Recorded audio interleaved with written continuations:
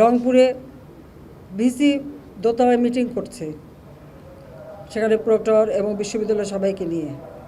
সেখানে আগুন দিয়েছে, গাড়িটাই তো পুড়িয়েছে, বাড়ির ভিতরে আগুন দিয়েছে। পুলিশ যখন উদ্ধার করতে গেছে পুলিশের উপরে হামলা করেছে। হ্যাঁ, পুলিশের গুলিতে একজন মারা গেছে। যেই মারা যাক সে তো বাবা মার সন্তান।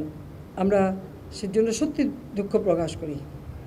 এবং তার বাড়ি রংপুর পীরগঞ্জ, ওখানে আমরা যাতে তার কাফন দাফন সব কিছু ব্যবস্থা করে দিয়েছিলাম। ছাত্রলীগের কয়েকজন নেতাকর্মীকে কীভাবে হত্যা করেছে।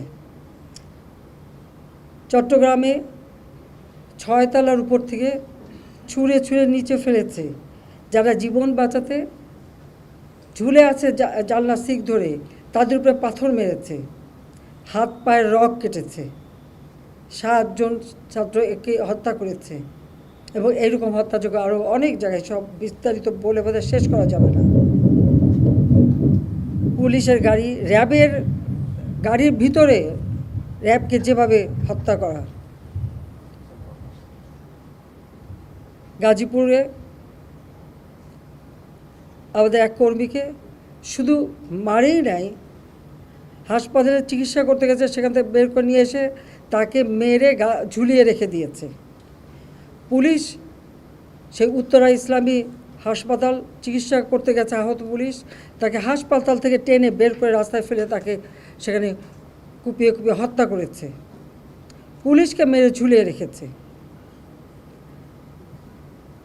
আমার মোটর কেডের যে পাইলট মোটর সাইকেল দিয়ে সব আসতো, সে ওই যাত্রাবাড়ির ওদিকেই থাকতো। ওখানে প্রত্যেক বাড়িতে বাড়িতে যেয়ে তারা খুঁজছে পুলিশের কেউ আছে কি না, আওয়ামী লীগের কেউ আছে কি না। ও যখন ওখান থেকে বের হয়ে আসছিল কাজে যাবে, তাকে সেখানে মেরে ফেলে রেখে দিয়েছিল। যখন এখানে আসে না, খোঁজ করে দেখে তার লাশ পড়ে আছে। এইভাবে একদিকে হত্যাকাণ্ড, একদিকে জ্বালাও পোড়াও। 2013, 2014, 2015 এই জ্বালাও পোড়া হত্যাকাণ্ড আমরা দেখেছি। আবার শুরু করলো এই 2024 সালে, যখন দেশটা এই দীর্ঘ 15টা বছর রাত দিন পরিশ্রম করে প্রতিটি প্রতিষ্ঠান তৈরি করেছি। এই প্রতিষ্ঠানগুলি কাদের জন্য?